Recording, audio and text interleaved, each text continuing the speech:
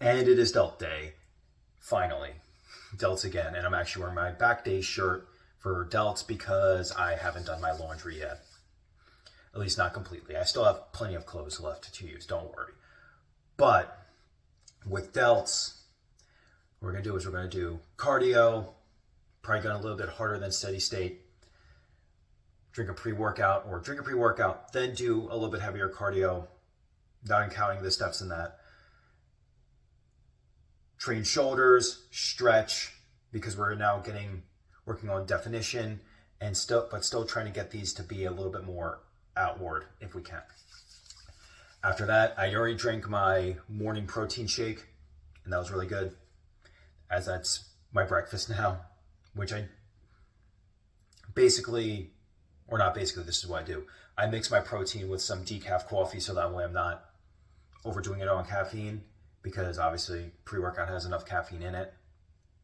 So, drink the pre-workout, go to the gym or fitness center in this case, heavy cardio or more medium cardio because it's a little bit heavier than steady state. Train those bad boy delts, stretch them out a little bit, and also stretch the legs a little bit. Go to work, do that for 8 hours. Come home, eat supper, some lean protein, and also eat 1 apple every 2 hours because I like that, because I think it helps me keep me energized throughout the day without having to indulge in any, or inhale, I don't know what words I'm saying right now, inhale any unnecessary carbs, because we're minimizing carbs. There's still a little bit of carbs here and there, like with rice cakes and some peanut butter, but we're slowly bringing it more and more down as we're getting closer and closer to the competition. And obviously, if need be, I'm going to take some more carbs so that way I'm not looking completely flat. But let's get this pre-workout drank and let's have some fun. I'll catch you guys there.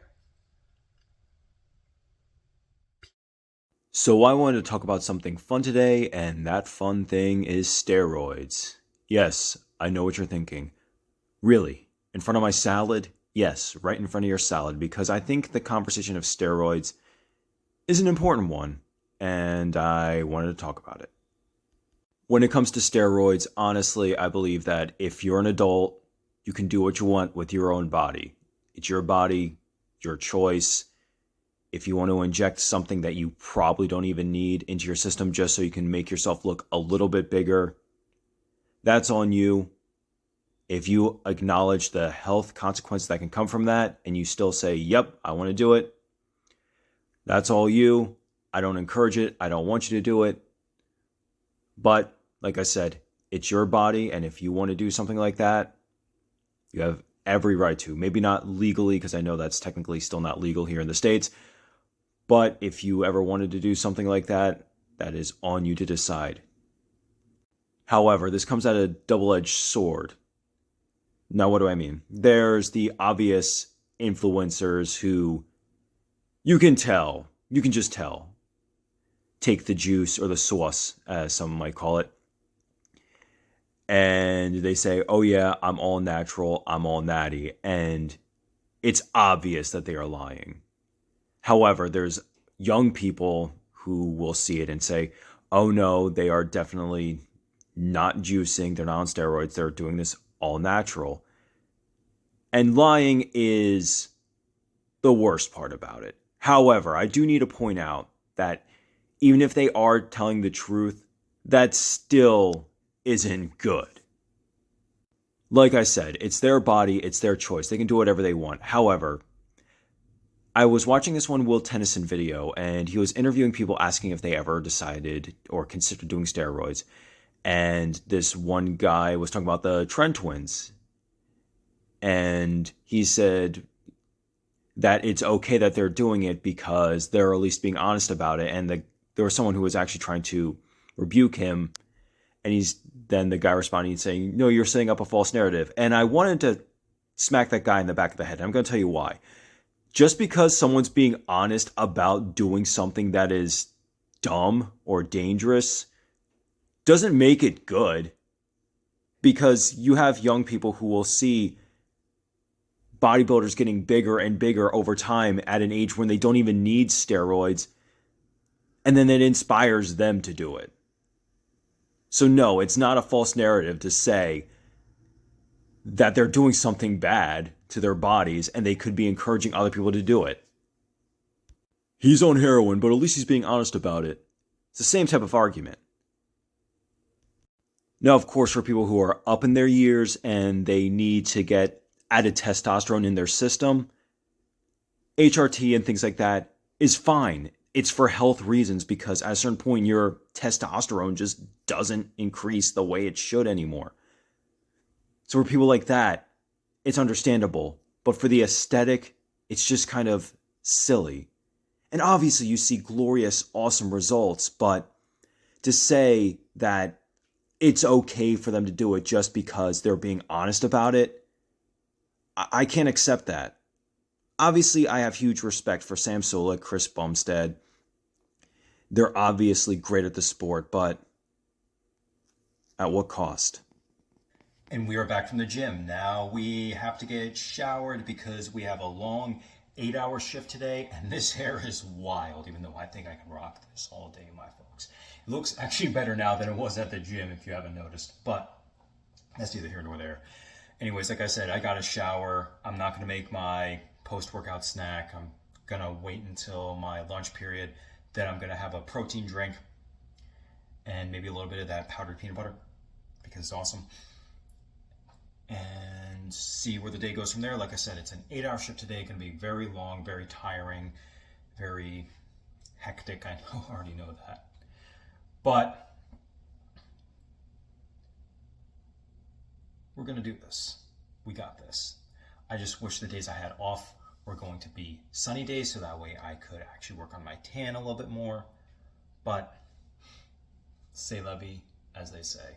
Because I'd rather get a natural tan to build the base and then put the fake tan over top of it. You know what I mean? Plus, the more tan, it gets more defined, and then I can even get my physique looking better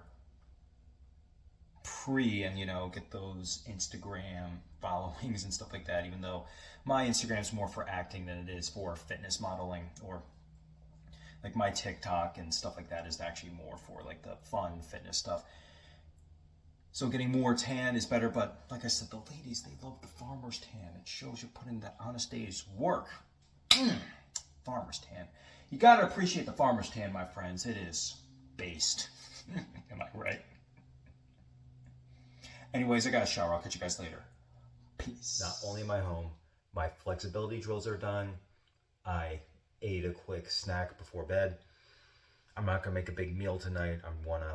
I didn't eat a lot today either. I just want to go to bed kind of on a pseudo-empty stomach, just so that way I can kind of fast a little bit longer, get everything, all the toxins cleaned out. I did have a lot of apples though, so that was good. Actually got a new hot sauce today. You open it. Oh, never mind. Black truffle, very tasty. I ate my anchovies, had some water, and I took my sleeping pill, so hopefully that'll kick in sooner rather than later, because tomorrow morning I am running right to GameStop as they have a copy of Clair Obscur Expedition 33. Finally. And I have a $20 GameStop gift card that I got for my birthday last year. Gonna use that. And my $5 a month pro reward. Cut that down even more. So only have to pay around possibly $25 for it. Plus tax, obviously. Yep. That sleeping pill is kicking in. But I am so excited to finally get Clair Obscur. However, I still won't be able to play it because I have to beat a few other games first, as well as Doom Eternal comes out on Thursday, and I gotta play through that first because I did technically buy that first, and that is considered part of the backlog. And Rise of Ronin, as much as I want to play it, that is put basically on indefinite hold until I get Clair Expedition 33 cleared out. 100% platinum trophy, depending on how complicated that is. But that game looks so spectacular that I guarantee I'm gonna have to go for it. And I'm hoping that with the high sales it gets a sequel, or at least they make a spiritual successor to it, because the game actually looks a lot similar to another game called Lost Odyssey. I don't know if anyone remembers that game, because I keep seeing everyone compare it to Legend of Dragoon. I haven't played that game, so I can't compare it to that, even though I heard it's one of the best RPGs ever made and very underrated. So one day I'm gonna have to try it. It's on PSN for only $10. Take a sip of water.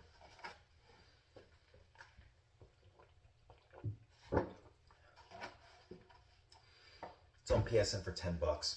So one of these days I am gonna grab it, at least digitally, play through it, get a lot of trophies for it, or maybe not all of them, but whatever comes out through the story, and say, hey, that was awesome.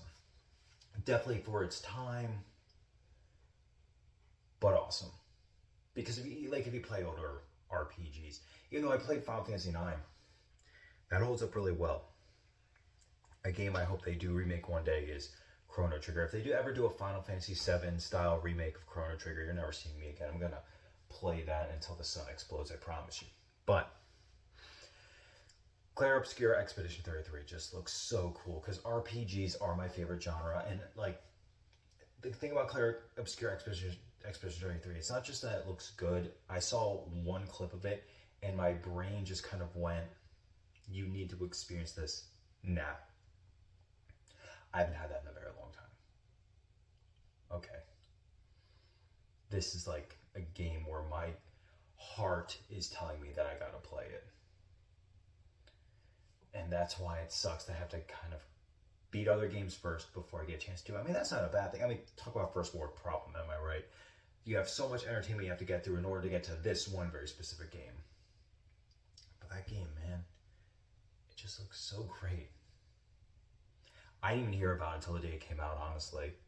And the day I saw that clip, that review from Happy Console Gamer, I was like, yeah, I gotta play that ASAP. So I was literally looking online for copies of it. Couldn't find any. There's digital copies, of course, but I don't want that digitally. I want that physically. I want that on my shelf. Be like, yeah, I got Clair Expedition 33. What you got? Oh, you got Earthbound? So do I. It's true, I actually do have Earthbound. But Clair Obscur Expedition 33 is going to be on my shelf tomorrow, and that's going to be so cool. I am so excited. All the reviews, all the love, all the passion that went into that game. And I'm someone who prefers playing games that are kind of misunderstood. Games like Wanted Dead, which is one of those games where it's fun, and then moments where it's like, this isn't fun right now. But kind of like cult following games, and this is a huge success game. But that's not a bad thing. That just means that there's something to it, and I cannot wait to experience it. Like I said, I saw one video, or I said one clip, and it was a little bit of the gameplay. And then I watched after I watched Happy Console Gamer's full review, I just kind of went, yeah, this could potentially be my favorite game of all time after I play it. But I won't know until I actually do. So here's hoping. And I wish this team was the team behind Beyond Good and Evil 2. Because I know they probably would respect that very well. Because Beyond Good and Evil 2, that's been in production for a while. But anyway, it's time for me to go to bed. I'll catch you guys later. Peace.